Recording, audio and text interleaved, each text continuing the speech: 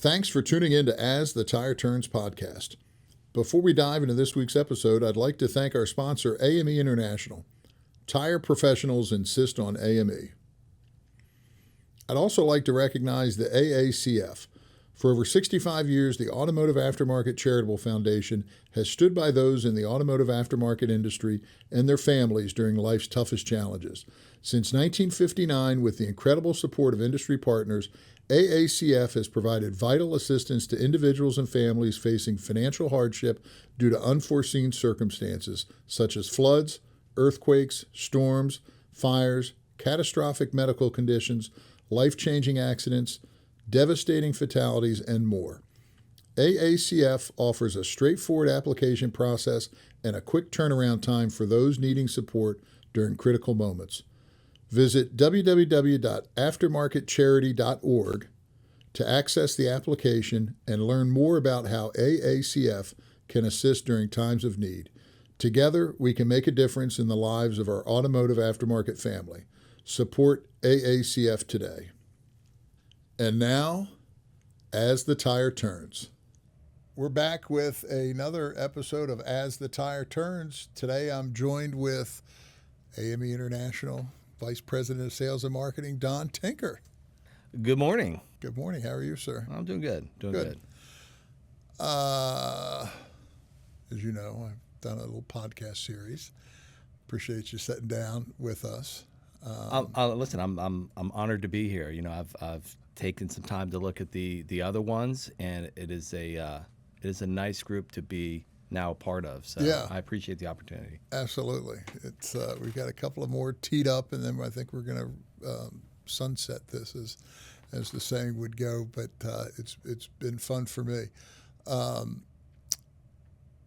Craig Tinklenberg, who also serves on the board for Tire Industry Association, and of course is with Fuller Brothers, and previously was a fellow tire buster, if we will, right, tire technician. Yes. But I think I caught him off guard because I tell him he's my second favorite Tink,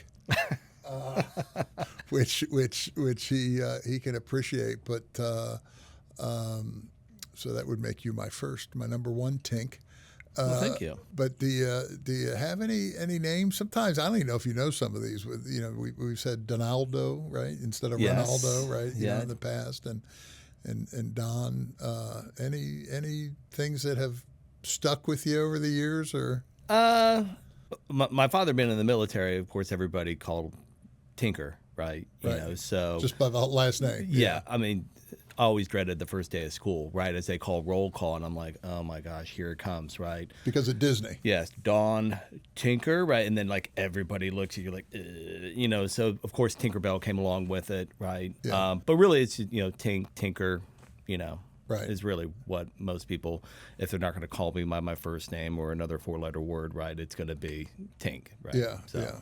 So as you pointed out, this is a gathering of people from the industries, either maybe influenced me or had influence on the industry or notable, and but as I like to say, right, this is maybe the one constant from I think all the episodes is nobody I think is sitting in middle school saying, oh, when I grow up, right, Right. I'm going to be in the tire industry. Sure, So I'm yeah. always interested on people's path into the industry. I know you like to use the term hanging hoops. Hanging hoops, yes. Which at first I didn't.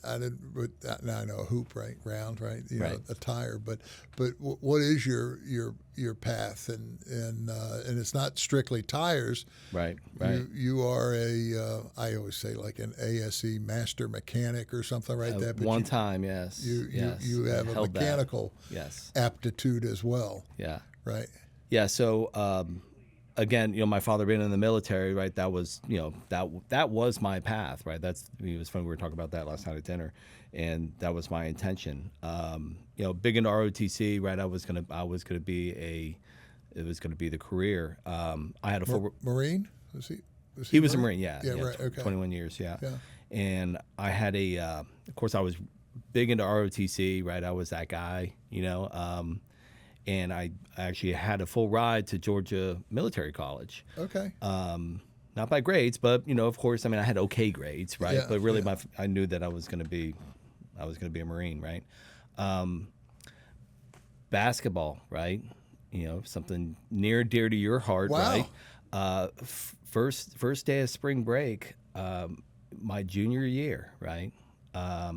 Went out and played basketball with my brother. He convinced me. He's like, "Hey, you should come and play." Actually, it was my senior year. First day of my spring break, my senior year.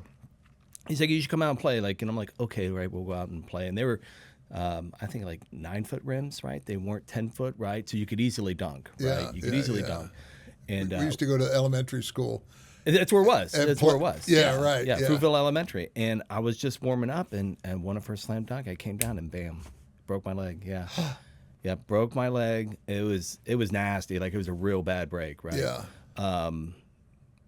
So yeah, that really at that point, the doctor's like, "Oh, you're never going to walk straight again, right? You're not going to be able to do all this stuff." And I'm like, senior year, I'm like, "Oh my God, what am I going to do?" Right. Right. So yeah, long road to recovery. And then at that point, there was I had some extra attachments inside my body, which unfortunately took me out of the possibility. I was going to say, of, will yeah, that disqualify you? absolutely. Gotcha. Yep. And I even went as far as attempting to, because I had connections through, my ROTC group, to see if I could bypass any type of liability for the U.S. government to pay me any type of disability as a result of that. And yeah, it was squashed. And of course, this is all pre 9/11, Right. So yeah, I mean, now what am I going to do, right? Now I can't do this, right? So went to State College of Florida, took out student loans, right? To pay for myself, and I was working at Subway, right? Sandwich artist? I was a sandwich artist, right? Going to school, and one of my buddies that I used to bag groceries with at Publix was in my humanities class or something. He's like, "Hey," he's like, we were just chatting, whatever. He's like, he's like, "You need a job?" He's like, I'm working at Sears, whatever, and I'm like, "Sure, I could always use some extra money, right?" And I went down to Sears, and that literally was the start, right? Hanging hoops and changing batteries, right? And I loved it. I thought it was great. We had a great time doing it, and of course, just working in the shop, working with guys as a team, whatever. I really loved that. But I was always envious of the other guys that were in there as well, because they did more than just tires and batteries, right? They did brakes, they did suspension, they did alignments, right? And I see these guys with these toolboxes, right? And I'm like, man, I would love to get in there and start doing that stuff. And it just took off from there, right? So really, since I graduated high school, right, I have been in the transportation industry in some manner or whatever. I have been in that, and I would never do anything else. Yeah. Yeah. It's funny, just as you're talking, I'm kind of going down memory lane, and probably people younger than us would not associate Sears and Roebuck or Sears yeah. with automotive, but as part of my youth, I remember, and I don't know if it was right because of having a charge card or because of nobody wants to sit in a waiting room, and so you can go there, get serviced, and literally have a whole mall, yeah, right, to go go shopping. But and Die Hard, right, was Die Hard battery, and was a staple. But I remember traveling down and wasn't always, especially once we moved to Florida, right, there wasn't a Sears real local. It was probably 30 minutes to get, you probably passed a dozen different places that could put tires on, but and also maybe because of staying open late, right? Yeah, we stayed open till 9 o'clock at night. I was going to say it's stay open. So, but obviously now, right? I mean, Sears itself is out there, but the automotive centers, right? I mean, and I think I don't associate this. I knew they existed, but Montgomery Ward as well, right? Yes. Was another retailer that had automotive shops and centers and so on. So yeah, it's interesting to think of Sears being and it was a force. I mean, if you had that correct. business back in the day, you're like, wow, we supply Sears, right? Or Kmart. Yes. I remember meeting a former Kmart executive, but he was over that automotive. And they had, yeah. That was a force as well, right? All those, and to your point, batteries and tires and so on. So as our business has evolved, that has changed with it. So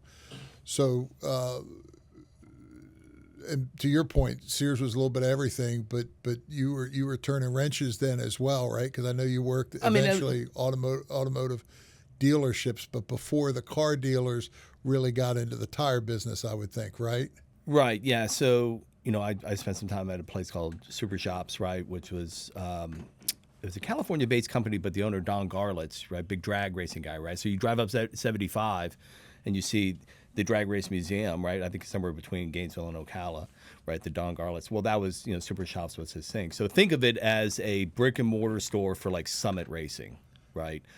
But we also happened to do, tires, right? Anything from, actual drag tires, right, with tubes and whatnot, to at that point, like a low profile tire was like a 195, and I think probably the lowest 195 50 16, right, was probably about your lowest profile tire, and 15-inch was huge, right? So and then we had the Dayton wheels, right, which are when we think of Dayton, right, we're thinking of commercial truck. Yeah. These were wire wheels, right? Yeah. So you had to have a special adapter to put it on, and they were super low profile. Even going back, like I remember when Dodge came out with the Ram, the redesign, right? And again, we're thinking about like 95, and they came factory with a 20-inch wheel. It was like a game changer. Right. Like we're like, oh my God, like, will my center post tire changer be able to change this 20-inch, tire? Right. And I can't believe how big it is, right? And now, like, if 20 is like what the 13-inch used to be, right? So it's crazy to see the evolution of. But yeah, I did that. Then I had my tenure at Circuit City, right, in the road shop. People remember, car stereos, the right? Alpine. Yeah. Oh yeah. I mean, listen, it's Alpine system. It's funny. I'm like on Facebook Marketplace, right, and somebody's like throwing up like some old school Alpine. I'm like, that was the thing back then, right? Yeah. Yeah, and anything and everything, right? So any type of electronic, in the car, if you wanted, I mean, whatever, I could do it, right? And I loved it, right? I loved tinkering with stuff, right? It was my thing. Would you use your Tinker Thinker? I would use my Tinker Thinker, right? That is as a previous episode shout out. That is a shout out to Kevin Rowling, That's who right. Coined that phrase some time ago. I don't use it nearly as often as I could, but yeah. So and listen, it really transitioned from there, from doing that automotive accessory whatever, to I worked for an independent shop that had they did the accessories for the local GM dealers, right? So whether it was cruise control, or somebody bought a car and they wanted to add back then CD players, right? Yeah. Or a CD changer, right? Yeah. If you were that, such a six disc changer, power windows, whatever. And I was good at it, right? But they specialized in air conditioning repair, and I said, we would get cars in that would come bare bones, like nothing in it with regards to AC, and they're like, do you want to learn this? I'm like, absolutely. Like, this would be awesome, right, to go in and do this. So I would do complete installs with a car that did not have anything in it, right? And run the and they were, oh yeah, you were right. And they were factory systems on the ones I originally started on, and so I have an affinity for air conditioning. Like, I love working on air conditioning. But then I would also, I had some stuff that were custom installs. So we had a lot of classic cars that would come in, right, that never had air conditioning. Yeah. We would do some stuff on some like transport, like medical transport vans that needed additional air conditioning systems, right? So I would fabricate these air conditioning systems, right? Two coolest ones, right? Is that a pun? Which one? Oh, the coolest one, yes, yes. We had the Northport Fire Department that bought an old Deuce and a half, right? from out of Military vehicle. yeah, National Guard or whatever. It never designed to do anything but drive around. And they bought it to fight some of the wildfires, the brush fires, whatever, down in Northport, and they needed air conditioning in it. I mean, so literally, like piecing together, right? Anything from fabricating the brackets, right? And of course, yeah, it was. I really enjoyed that. But as part of that, I got into everything else. Yeah. There was a master technician there that was, like, if I think about like who really helped me, like in that, like he was hard nosed, right? Like you walk in the shop the first couple of days, right? And the guys, you're like, oh, I should probably stay away from that guy. He's grumpy, right? Yeah. And I always hated to ask if I could borrow his tool. And I learned very quickly, if you have to ask to borrow a tool more than once, you need to go buy it. Yeah. Right. Yeah. So I always said, is that a Snap-on philosophy? Well, they love to use it, right? And that's why I always say I owed my firstborn child the Snap-on, right? Because every time he would roll by, right, they do a great marketing job, right? And I love tools, right? I mean, I absolutely love tools, and I could not walk off that truck without something, right? So, just put it on the old weekly payment plan, right? And yeah, but I always had to have the right tool. You have a lot of those. Probably, even though you're not turning wrenches for a profession now, you probably have a lot of those tools. I still have all of them, right? I still have all of them. Are you familiar? I don't know if it's pronounced Biffle or not, but I know Greg Biffle. No, that wasn't what I was going for. But BIFL, buy it for life. Oh yes, right. And I think that's philosophy, right? You spend a little more money in advance, but it lasts. Oh, I mean, listen. I mean, I'm how many years out, right? 2005, I entered the aftermarket, right? Yeah, I mean, so 20 years now, right? Wow. In the aftermarket. We're getting old. I know. I still have all those tools, yeah. right? I mean, they just... Including a 10-millimeter wrench? Yes. Not that I haven't had to have it replaced before, right? But yeah, and so yeah, I mean, I had a passion for working on cars and doing that stuff, and tires was always part of it, right?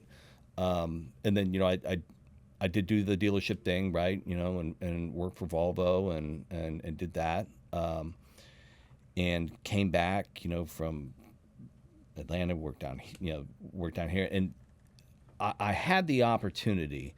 I played a lot of racquetball, right? After I broke my leg, and they were like, "Oh, you're never gonna walk again." I'm like, "You're not gonna tell me, right? What I'm not gonna do, right? And I'm not gonna sit down and just feel bad for myself."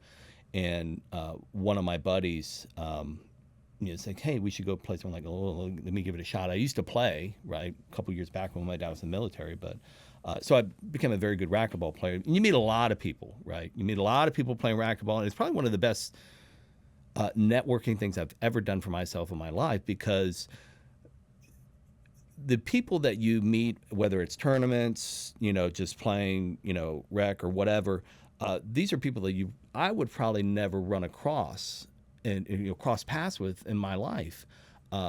Amazing people. And when regardless of what they do, whether a doctor, a lawyer, right, a tire guy, right, when you step on that court, you're equal, right? Yeah. And all that matters is going to be the score. Yeah. So it's phenomenal. And as part of that, I met a young lady, right, Deb Bjorklund, Yep. that I became friends with, and for years. And as I'm working at the independent shop, I knew that she would always go to Las Vegas every year, right, to these shows, and she would come back with this box of goodies, for me, and she's like, "Hey, I want you to try this out," right? I'm like, okay, I love tools, right? I love new stuff. And she's like, "Tell me what you think," and so on and so forth. And one day she's like, "Hey, you want to go to lunch?" I'm like, "Sure." And she's like, "You ever thought about maybe leaving here and come and work for him?" I'm like, I'm a technician, right? At that point, I was a service manager. I'm like, what am I going to do for you, right? And she's like, "Oh, do product management." She's like, "You like tools?" I'm like, "Yeah, I like tools," right? And I mean, I knew everything about that shop, right? The ins and outs, and so on and so forth. So I didn't quite know where I was going to fit, right? And I'm like, sure, right? I mean, I as much as I love turning a wrench, I knew I could not do it. I talked about that mentor earlier, right? The grumpy old man, like his body was hurting, Yeah. right? From years of just, On your feet it's on concrete, yeah, and climbing leaning under over hoods, vehicles, and and yeah, I yeah, mean, it takes its toll on you, right? Any tire guy certainly could tell you that, yeah, right? So I knew that I probably didn't want to do it my entire life, So when she gave me the opportunity, I was like, absolutely, right? And then fast forward, right here I am, and it's been an amazing journey, understanding all sides of it, right? Really starting again, at Sears hanging hoops, right? To now being part of a global company that's recognized, and my perspective on it has changed. Right now, it's about the mission of, taking that passion for tools and doing things right the first time, and sharing that, right? And safety, right? I mean, that's what it's about. So so when and our paths would have crossed certainly when you were at TMR, mhm. and probably me with AME, right? I don't Yep. know if it go back to my days at ESCO, but I we got to kind of know each other, and I know you didn't travel a tremendous amount, and then there were some changes that took place, and I became aware that little birdie said that you might be available, and I've always had philosophy is if you whether you have an immediate place or not, right? If you have talent, you should consider within reason, right? Yeah. And so I know your forte was automotive, right? And that's always been a piece of our business, but probably not what we're known for. Right. And so I thought, well, let's see, and so on. But I think recognized at some point that you had all the tools necessarily. Maybe you didn't have that experience, and so we started kind of working you in with some of the larger tires. But now you have been out in the field, right? You've gone from like to your point, hanging hoops, right? Things that you can't even think of handling yourself, Right. right? Yeah. And I think initially it was right. How do you grow, right? You have to, like a muscle, you tear it a little bit, Right. and it builds Yep. back stronger. But you have to get out of that comfort zone, and you certainly did that. And so you're still lean on the automotive, but can you talk a little bit about right from you, just what you came in on, and your experience with us, and then now, right? Going out there, and I think probably some of your best weeks on the job are probably out in the field Oh, absolutely. changing tires, Yeah. large tires, yeah. Yeah, listen. I mean, it's a great question, right? Because I had reservations, when Deb said, "Hey, you ever thought about AME?" And I had met you guys, right? And I'd see you at Vegas, right? And I was like, these guys, they're dealing with. I knew that there were some hydraulic tools in our catalog that we had put in there, but I had not the first clue of how it worked, right? I mean, I lived in that world, of automotive light truck, right? Never really even commercial tire, certainly not into multi-piece, right? So I was intimidated, right? Coming out, I'm like, wow, this is going to be, well, let me just focus on my automotive stuff, and I'll help them grow that, and maybe I'll learn something along the way, right? I started here in October, and I believe I had my very first Matt White introduction in January, where we did a farm ag class out back. Got to meet Matt White, and again, just I got exposed to that, and I love training, right? I feel that you should never stop learning, Yep. right? The moment that you think you know it all is probably the moment you're in the most danger, Yeah. right? So I love that, and then again, just being around the tools. I'm a hands-on guy, and I think I'm pretty smart, right? And kind of figure stuff out. So that level of intimidation for stuff that I wasn't familiar with, started to go away. I ask a lot of questions, right? And there's a lot of times that people want to be in conversations, and I don't say a lot because I like to listen, right? And I'm just trying to gather all the knowledge and make sure that if I am going to ask a question, that it's an intelligent one, right? And I can't figure it out myself. And I really took the the stuff that I had learned, through automotive of, take your time, do stuff right the first time, think 5 steps ahead, right? Always have plan B, plan C, right? Plan for Murphy's Law. That's stuff that I applied in the automotive side. Absolutely, right? Is part of what, the commercial tire side, ag, construction, OTR, whatever. And it's all process, right? I go back to when I was at the independent shop, I could work on anything out there, right? I went to Volvo, and the guy that was next to me had only ever worked for Volvo, and he was amazing. The guy was a genius with it, and he was so incredibly fast. We had a used car that came in to get ready for to go for resale on the used car lot, and it just had to have a CV axle on the front change, right? Basic. Had no clue how to do it. I'm like, what? You can R&R transmission in a C70 in 4 hours, but you can't change the CV axle? Right, yeah. Air conditioning stuff. If it was not Volvo, he was not able to do it. And of course, I had the opportunity. But the point is that to me, it's all nuts and bolts, right? And that's how I always look at it, right? It comes apart a certain way and it goes back a certain way. You understand the dynamics of how it works. If you understand the concept of how, and take it for multi-piece, right? If you understand how everything works together, Matt White always talks about that 5-piece assembly or 3-piece assembly, while it's not a pressed unit, right? It does have, that kind of, I don't know. Construction tendencies, right? You should never have to force it, though. Right. Right. So if you're having to force something is not right. And it's the same thing if you're doing repair. You shouldn't have to feel like you're going to break something. Right. To get it apart or get it out. Starting to cross-thread a nut. Yeah. Right? You should stop.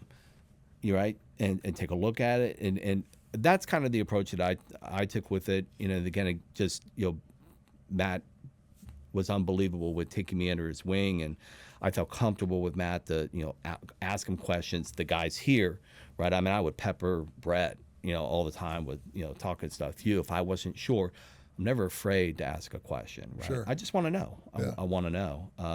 And yeah, I mean, it's spending time in the field is again, I love getting dirty, right? I love getting dirty. I still do stuff, right, on the side, right? Repairing vehicles and when I can, right? When I'm not busy with the kids, right? But I enjoy doing it, right? It's something I do. But I really love getting out in the field and kind of getting back to the roots of what where I came from, right? Do you rotate your own tires? Absolutely. Yeah, I rotate my own tires. I just laugh because John Malosi, right, our colleague, he's same thing, right? He loves to, still. Yeah, I mean, use an impact tool and jack up a vehicle and just do the tire rotation and yeah, I have all the tools there, right? Yeah. And I think for me, it's important that I have kids, right, and I've got 2 boys and a girl. That the older boys that they understand how to do stuff like that, right? Yeah. So I mean, you can go on YouTube and watch a video, but it's not the same, right? I want to teach you how to do it right. Right, and then of course how to do it safely, where they're not going to get hurt, and don't rely on somebody else to do something that you should probably be able to do. Right. Right. Funny thing, when I was in college, I had to take speech class. Right, everybody has to take speech class.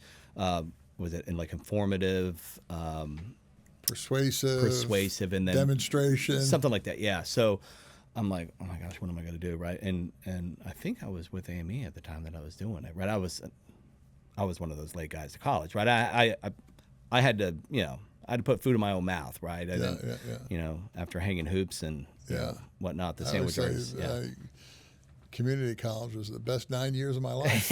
Yeah. It was a long path, right? Yeah. But I got there. Anyway, so I had to do a speech class. And my informative one was how to change a spare, right? And I'm thinking, because I am literally like the oldest guy in the class, right? Probably just as old as the teacher, right? Yeah. And I'm thinking all these young kids, I'm like, what can I possibly tell these kids that's going to be useful for them, whatever? And I was like, let me tell them how to properly change a spare tire on the side of the road. Yeah. So I went through this whole thing, and you see like some lights come out, like, oh, whatever. But it was great for me, and I enjoy that sharing of information, right? So yes, I rotate my own tires. I show my boys how to do it. The vehicles that they own, they need to know how to change their own oil, right? Yeah. They need to know where everything goes. I mean, that's part of it's part of vehicle ownership, right? And two, right? You're trying to put gas in your tank. You don't want to have to go pay somebody for something that you can do, Right. But it all translates like when I'm out in the field with AME, right, and with Matt White, I know my tools, right, pretty dang well, Yeah. right. I know process extremely well. I understand what happens to the vehicle when you lift it. I understand what happens to the vehicle when you go to support it, right. I do not pretend to think that I know as much as that technician does about all the other stuff that they don't teach you in a book. All the other variables. All yeah. the other variables. I know they're there, right? I don't know specifically maybe in their field. I've heard stories, right? Yeah. But I know from my own experience of changing tires in automotive and working, on stuff, that stuff can go wrong, Right. And I also know that there's ways around certain things, right? But you have to understand the dynamics, Right. I love being out in the field, just working with those guys. And again, I am passionate about the things that I am aware of, right? So, like when I'm on site, it's all about safety, right? And it's all about that mental side of it, of understanding the risks involved and making sure that you keep that stuff low, and how to use the tools that you have. Not everybody has, right, everything that we have in our catalog. I recognize that, right? But you have to use, you have to use what you got to use, right? And sometimes, you may have to,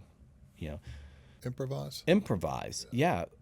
But what are the risks involved, right? How do we plan ahead to make sure that, if stuff goes south, right, I am out of harm's way as much as possible, right? So I enjoy sharing that with the guys, and again, just giving them a different perspective. And I'm still amazed, these days when we go out and we train with these technicians, that some of the stuff that we think is like an everyday tool, like everybody should know that they have that. Like they're like, I didn't know they made something like that, right? So I learned quickly that don't assume, right, that everybody knows the stuff that's available, and then even just getting feedback from them of like, hey, you guys ever thought about doing something like this? We could really use a tool that does it.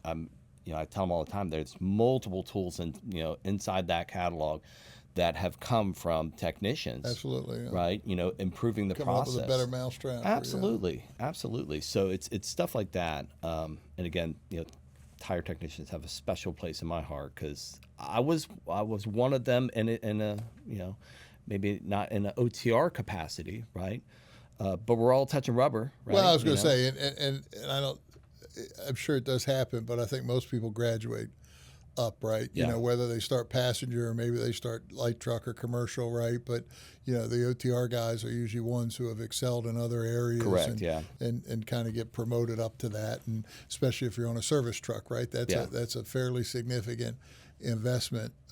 Speaking of which, one of our service truck buddies, Travis Glidden, we were on a call earlier this week. He just had a knee replaced, and kind of somebody made the comment that, a knee, right? Any carpenter could do that. That's what I was thinking of with your air conditioning story and building those systems. I was like, I wonder if he could put a knee in. Could you replace a knee? So I don't know. Anyway, you never know. Yeah, you never know. You mentioned you've covered a lot of what I was going to bring up, but you mentioned your three kids, and I don't know if I've ever thanked you for this or not, and not that we talk about them too often, but it's important to me to kind of remember, right? Families' names, and we work close together, and we do see them typically at least once a year. Yeah. But I'm always appreciative of your naming cadence, right?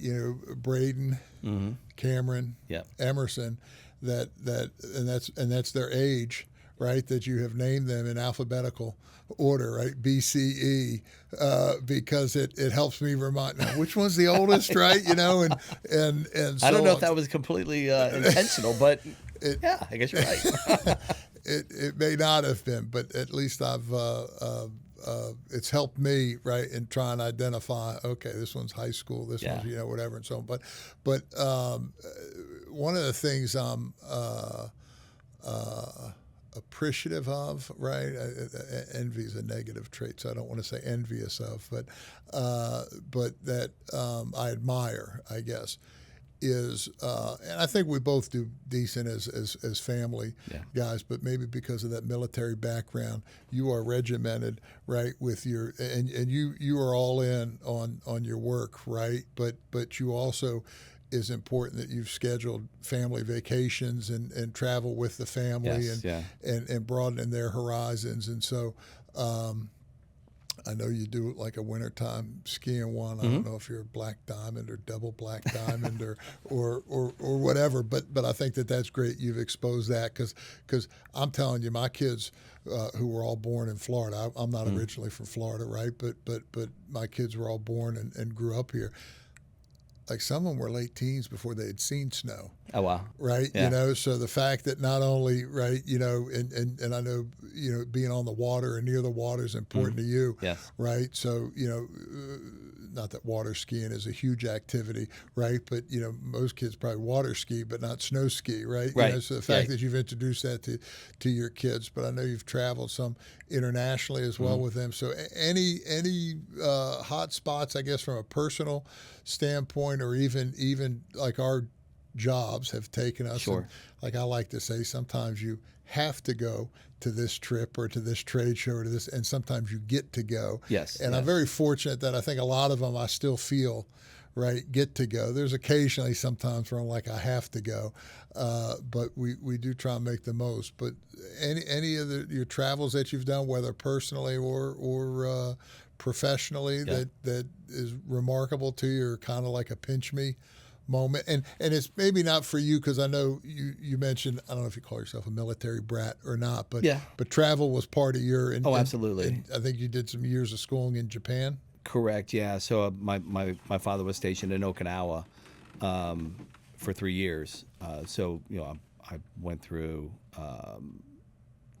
first through third, right, which still seems young, right? But I remember it like it's yesterday. So to be to live in a different country, right? Even at that age, and just it was amazing, right? So if anybody ever has the opportunity, right, to and I guess I was exposed to different cultures early, right? Sure. So it wasn't foreign to me. I mean, it was foreign. It was foreign, yes, but yeah, and of course, we when I had hair, right, it was much lighter, right? So the amount of attention that my brother and I, would get. Blonde head, my right? Gosh, yeah. And again, my parents wanted to, get us exposed to stuff. So, my mom befriended. She used to teach English, right? So she befriended, some Okinawan people, and they would take us to all kinds of different like festivals, and so stuff that you probably want to, unless you had the connection, right, you probably want to be able to see. So we got to experience a lot, and from a food standpoint, right? I mean, you had to eat the Okinawan food, right? It wasn't, you could eat on base, right? Whatever that was, right? But so early on, I ate whatever, right? So so fast forward, being able to travel with the family, I think is critically important, right? One, you need to travel together, right? And the skiing thing, it's just fun, right? That's fantastic. We started doing couple years back, right? We started doing some national park stuff, for the summer trip, right? And again, just I've been blessed to be able to travel with AME and see, a lot of different sides of the country and some international stuff. And having lived on the East Coast of the United States almost my entire life, right? Anytime I can go west, I think it's fantastic. I love the elevation change, the scenery, right? So, and if I, so domestically, like if I would say, like, where's the hot spot? We took a vacation up to Whitefish, Montana. We stayed in Whitefish and toured the Glacier National Park, and it is God's country. Breathtaking. Yes, and the air is different up there. It is amazing, and we were very fortunate that the time that we went, they call it the Sun Road, right, which is the trek up through the Glacier National. It was closed to vehicles because of it just wasn't open yet because up at the Logan's Pass, right, you couldn't get through because there was still snow and ice up there. We were fortunate that we were able to go up that the day we were supposed to take e-bikes up. They opened it up, right, so we got to white knuckle, like, take the vehicle up there. And it was you have to see it, right? Pause for just 1 minute. Yes. You have to see it. Yeah.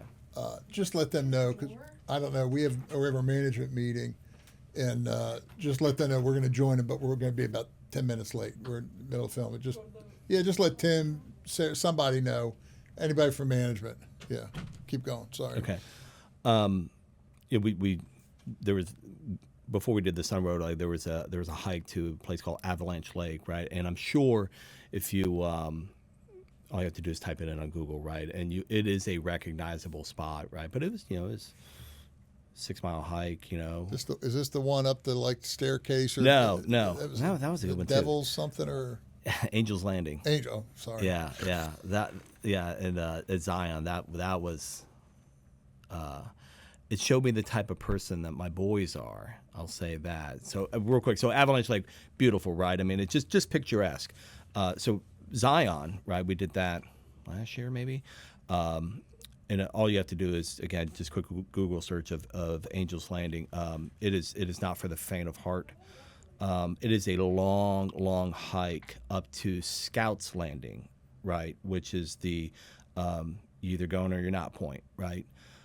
Lindsay, we were all in, right? And when Lindsay and Emerson got to Scouts Landing and recognized the chains, right, which you have to take up a first portion of that thing to Angel's Landing. And if you're not sure what it is, right, it is think of it as a spine, right? And literally it's a very, very thin, trying to get up this thing. There's no guardrails, right?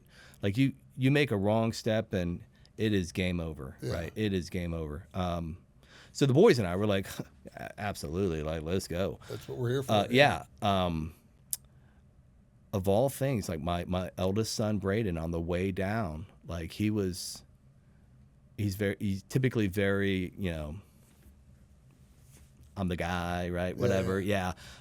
Reality set in, right? Like this is not, this is very This is not a video game. This is not a video game. There's real, you can't respawn. No. Yeah. No. And it was just interesting to see them in that kind of dynamic, right? To see how they would react to, I mean, listen, it's dangerous crap, right? You know? Yeah. So domestically, those are great. International, obviously Okinawa stands out, but, with the family, I'm a history buff, right? I love history. So probably when we went to Greece, right? That was amazing from obviously the historical perspective of it. The food was killer. We went out one day with the family, and Emerson and my mother-in-law stayed back at the place. We went did like a wine tasting at a winery, right? Whatever, and it was fine. It was myself, my kids, my wife, my sister-in-law, and her kids and husband. And we're like, let's go find some place to eat, right? And again, we're outside of Athens, right? We're over in like Marathon, right? There's no McDonald's or anything around, right? So we're just pull it up on the old Google Maps, right? Like, hey, let's find a spot here, whatever. And 4.6 stars. Yeah, it looks like a shack, right? Whatever. Right. And it was literally right on Marathon Beach. Yeah, it was the most amazing food I've had. Like it Yeah. was unbelievable, and of course everybody's like, come in. We had a big crowd, whatever. Yeah, it was fan, and it's cheap, right? Right. I mean, for all of us, it probably cost like $150. Right. Like I couldn't believe it, right? I Right. mean, my wife and I can't have sushi for barely that. Yeah, right, right. So, yeah, it was that was fantastic. Yeah, so I think it's important, right, for the boys to continue to experience different cultures and just get out and do stuff. See that life isn't just kind of what's encased in there, and really get away from the phones, right, and get out and do something. Yeah. This year for our ski trip, I told them we went abroad, and I was like, no phones, no iPads, right? Shut them down. Yeah. We're not doing it. We're here. Let's engage. Let's immerse. Yeah. Yes. Yeah. Yeah. So. That's good. There's no doubt in my mind that you, again, you've got that leadership at home. I know you certainly have it in here, right? Leading our sales team, and so it's been a pleasure to watch you grow and develop. And I know you mentioned Matt White, right? Kind of in closing, are there any other people in the industry that have made? I'm not looking for accolades here, buddy. So exclude me if I happen to be that. But people have influenced you, right, or mentored you in your career, right? At least in this heavy duty, or even in the automotive, right? Yeah. I would say, first and foremost, probably my father, right? Just for instilling the fact that, hey, if you're going to do something right, do it right the first time. Don't leave stuff unchecked, right? So kind of driving that core stuff, down to me, and be respectful of others, and kind of building that foundation, right, for to allow me to get to where I am today, right? I don't think you get to have these opportunities or meet these people, if you don't have some of those core values. That's all right. And I was going to say, you've like a lot of us, right? It's just part of the circle of life and our time. But you have joined the club as I have, right? Of losing a parent, and I was at your father's memorial service, and I remember sitting there feeling like, wow, I've missed out by not knowing this guy, right? Yeah. I mean, so there's no doubt in my mind he was a huge influence. Correct. And yeah. So, but yeah. So groundwork for my father, and listen, Deb, right? Number one for being a fantastic friend, right? All these years, and then two, giving me the opportunity, seeing something, right? Because I mean, who knows what I would have done if Deb didn't ask me to go to lunch that day, right? And working for Deb, right? Really, she demands a lot, and it taught me that you can't say it cannot be done, right? There's a lot of things that are like, oh, we can't do this. I'm like, trust me, we can do this, right? So it taught me not to take no for an answer, right? And just that when you just think you can't give a little bit more, it's in there, right? And so I have a lot to thank, for Deb. And I know you're not looking for accolades, right? But, I'm in my 9th year here. You just for, one, giving me the opportunity, like seeing like, hey, you got this automotive guy, right? Doesn't really fit our category. Let's see where we can find, Is that what I sound like? No, but I'm just saying, I'm just saying, like, let's see where we can find a place for him, right?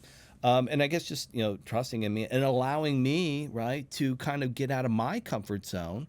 'Cause I am not the same person, personally, professionally, that I was in 2016 when I came on. Right. I am not the same person. Right. And you've allowed me to grow in places that I wasn't, I wasn't able to. So, I mean, it's, yeah. And then just, there's a lot of people, right? I mean, Matt White, obviously Matt White, for taking me under his wing, but even, my partner in crime, John Malosi, right? Right. Just, what a fantastic person, not only to work with, but just to know. Right. You know, I mean, so yeah, I mean, listen, I've been blessed for sure to have this opportunity. You know, the people that I've crossed paths with. Yeah, I mean, the list could go on. I could tell you all kinds of people, right, that I look up to. You know, that, you know, I have taken something from a conversation, right, and applied it to myself. Yeah. Yeah, but you know, those few are the ones that stand out. Sure. Understood. Okay. Well, maybe next season. That's really all I had. I don't know if there's anything else that you wanted to maybe cover or what you anticipated this would be. A lot of people, say, do I need anything to prepare for this? And I said, no, just we're going to come in and just kind of shoot the breeze a little bit. But anything that you thought you might cover that this is your last shot before we? I don't know. Maybe things that people don't know about me, like we would never suspect, right? Yeah. I mean, I talk about racquetball, right? You know, I was a very, very good racquetball player. Having kids, I couldn't maintain that level, so I switched to pickleball. So now I'm a huge pickleball player, right? So if anybody ever wants to play pickleball, right, let's go. Well, and it's funny because when you mentioned, I thought of that actually, as is I guess the trend for orthopedics, but hearing the broken leg story, I thought, you went through. I think you tore an Achilles on the same leg, right? Oh, like it's yeah, like a bum but leg. I should just cut it off. But And that was a pickleball injury. That was a right? pickleball injury. Right, Yes. yeah. Yes. So, yeah. 2 days before I was supposed to go skiing with my wife. Oops. Oof.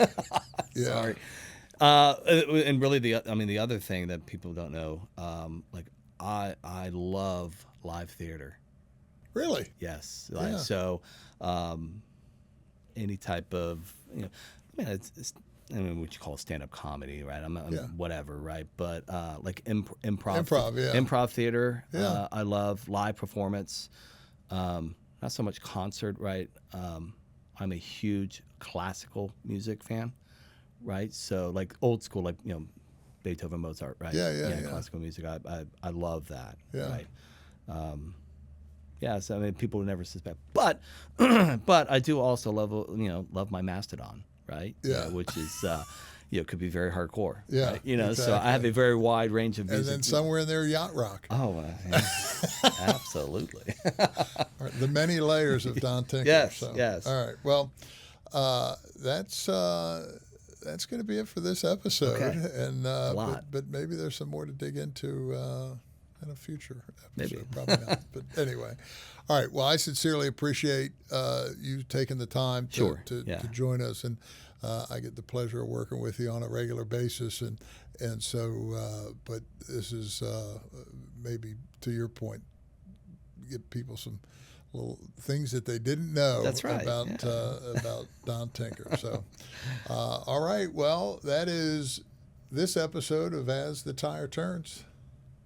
Join us next month. Thanks for tuning in to this episode of As the Tire Turns podcast.